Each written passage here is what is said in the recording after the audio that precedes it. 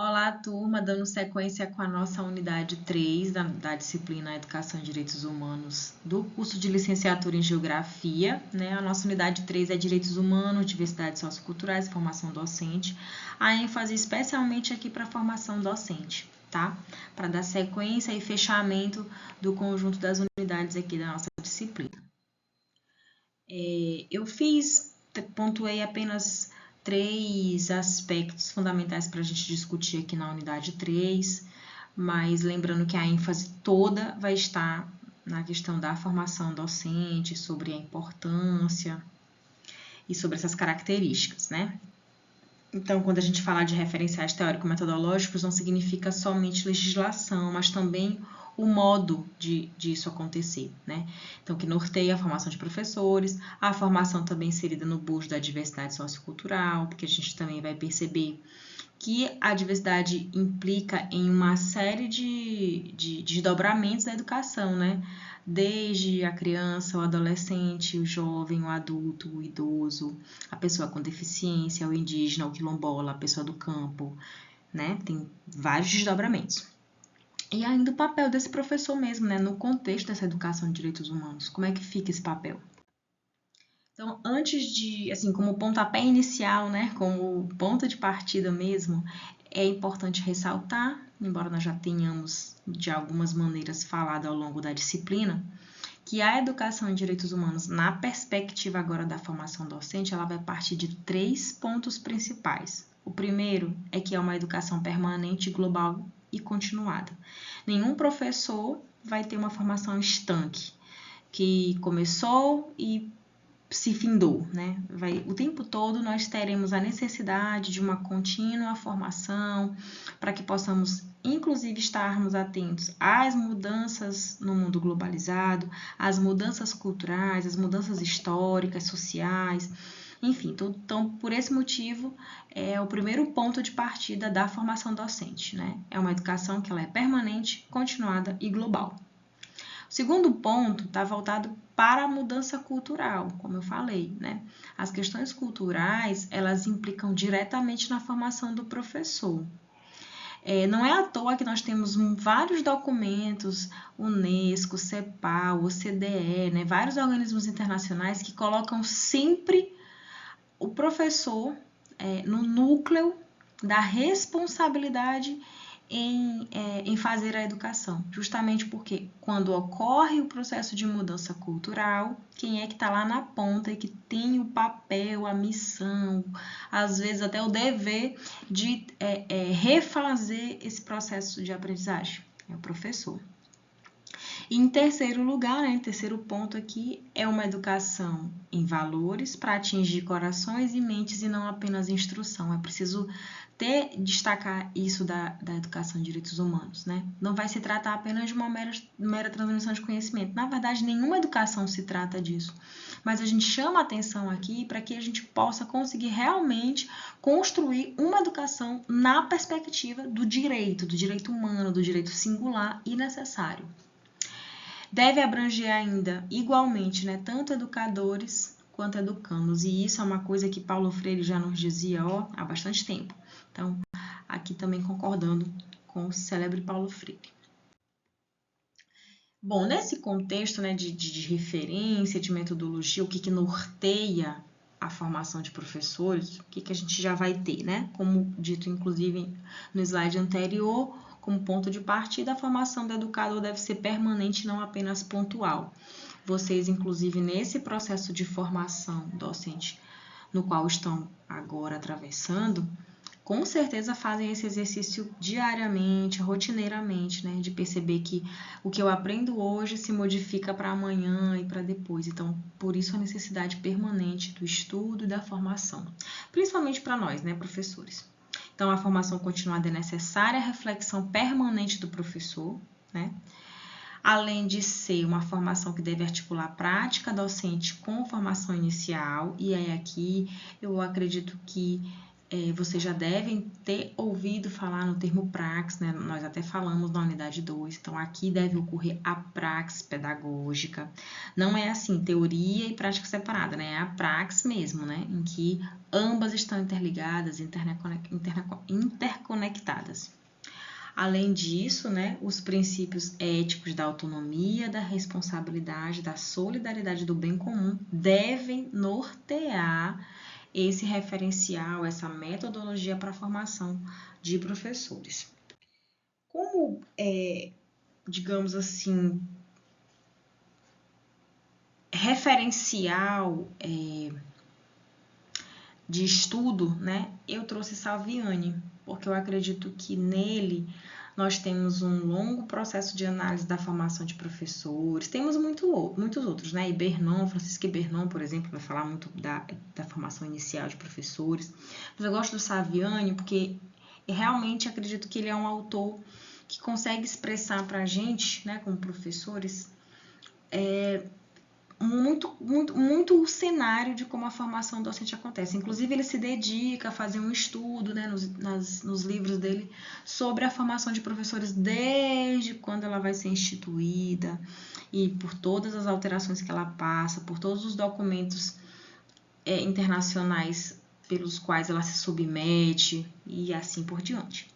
Então, assim, para destacar Salviani, ele analisa que no contexto brasileiro se configuram 2 modelos de formação de professores. E aí vamos chamar a atenção para cá e não vai nos caber nesse momento especular o que é melhor, o que é pior. A gente está apenas mencionando a fala do autor no que se refere à possibilidade, né, à existência desses 2 modelos de formação. No primeiro, ele aponta que é o modelo dos conteúdos culturais cognitivos, em que ele diz que o professor se baseia exclusivamente, né, a formação do professor se baseia exclusivamente na cultura geral e nos conteúdos da disciplina que ele vai lecionar. Então, exemplo, se ele vai dar aula de matemática de adição, ele tem que saber a tabuada. Só um exemplo, né? Acredita-se que a formação pedagógico-didática ela vai ocorrer lá com a vivência da sala de aula e com a experiência do dia a dia de trabalho. É uma vertente? É uma vertente. Isso ocorre? Ocorre. É possível? É possível. Como eu disse, nós não vamos aqui refutar, nós estamos apenas colocando como Salviani apresenta esses modelos de formação docente no Brasil. O outro modelo, ele vai postular um pouco que contrário ao primeiro, tá? E aí ele vai dizer que no próprio curso de formação de professores, né, se dará o preparo pedagógico didático, além de assegurar a transmissão da cultura geral e dos conteúdos da disciplina. Inclui preparação pedagógico didática adequada como condição necessária para que o futuro professor possa lecionar. Assim, na questão do modelo pedagógico didático, ela é muito importante, mas existem coisas que nem sempre lá nos cursos, né, a gente consegue aprender, principalmente quando a gente às vezes está falando da parte mais da didática, do planejamento, né, da desenvoltura em sala de aula. Então, são aspectos que realmente a gente não consegue aprender lá na universidade, né? A gente precisa estar na sala de aula diariamente para conseguir aprender isso. Mas eu quis trazer para vocês aqui, para vocês perceberem a questão desses 2 modelos no que tange à formação de professores. Adentrando aqui um pouco mais a questão dos direitos humanos, tem 2 autoras que eu também gosto bastante, que é a Kandou e a Saccavino, que elas vão relatar uma preocupação com a educação em direitos humanos, né, no intuito das políticas públicas aqui no Brasil, né? E elas vão apresentar alguns desafios que elas consideram fundamentais para o desenvolvimento e ações desses programas em direitos humanos orientados, né, à formação de educadores. Porque percebam, a primeira coisa que elas se preocupam é desconstruir a visão do senso comum sobre os direitos humanos. E isso é uma verdade. Quem aqui, né, nunca pensou direitos humanos somente como aquele que protege bandidos? Nós já pensamos isso uma infinidade de vezes. Então, elas vêm tentando, né, fazer o rompimento dessa visão de senso comum, que direitos humanos está associado somente à proteção de bandidos. E não tem nada a ver com isso, tá? Até porque quando a gente vai lá na DUDH, nós entendemos direitos humanos, né, dentro de uma universalidade do direito comum a todas as pessoas. E lá não fez distinção de nenhuma pessoa, tá? Um outro ponto, assumir uma concepção de educação em direitos humanos e explicitar o que se pretende atingir em cada situação concreta, ou seja, fazer opções claras sobre em que horizonte se pretende caminhar. E isso é muito importante, isso está relacionado diretamente à formação dos professores. Ainda nessa perspectiva, elas pensam que articular ações de sensibilização e de formação, né, que são ações que em geral são de curta duração e dirigidas a um público mais amplo. E aí como é que pode ser isso? Programas de formação focalizado, né, em grupos específicos e que pressupõem processos sistemáticos com uma duração que permite mudanças significativas de mentalidade, atitudes e valores. Um outro ponto é construir ambientes educativos que respeitem e promovam direitos humanos. Trata-se de criar ambientes em que os direitos humanos impregnem todas as relações e componentes educativos. E aí, muitas vezes, nas escolas, nas instituições, a gente se depara com situações que confrontam esses direitos. Então, como que nós estamos em uma instituição que deve promover a equidade, o direito humano, principalmente na perspectiva da formação docente, se a própria instituição muitas vezes burla isso? Então, é um ponto a ser chamado a atenção. Pensam também em incorporar a educação em direitos humanos no currículo escolar, né, que é uma necessidade de incorporar essa educação em direitos humanos como um dos eixos norteadores. Então, como a gente já vinha falando, por isso que os documentos, tanto os programas quanto o plano, a política de modo geral de educação em direitos humanos, ela tem esse foco. Introduzir direitos humanos dentro da formação inicial e continuada de educadores é uma coisa necessária, inclusive abrindo um espaço para que isso seja ressaltado dentro das disciplinas, seminários, estágios, justamente com esse objetivo, porque muitas vezes a gente fala de direitos humanos, principalmente na graduação, de maneira muito tangencial. Acredito até que durante a licenciatura esse vai ser o único contato que vocês terão aqui com a ênfase dos direitos humanos, né?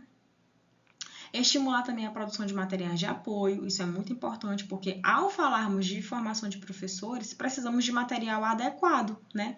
Tanto para a formação, quanto para a questão do ensino fundamental, médio, superior, qualquer âmbito que esse professor vá atuar. Então, são 7 pontos que a gente precisa, né, ter bastante claro e até mesmo...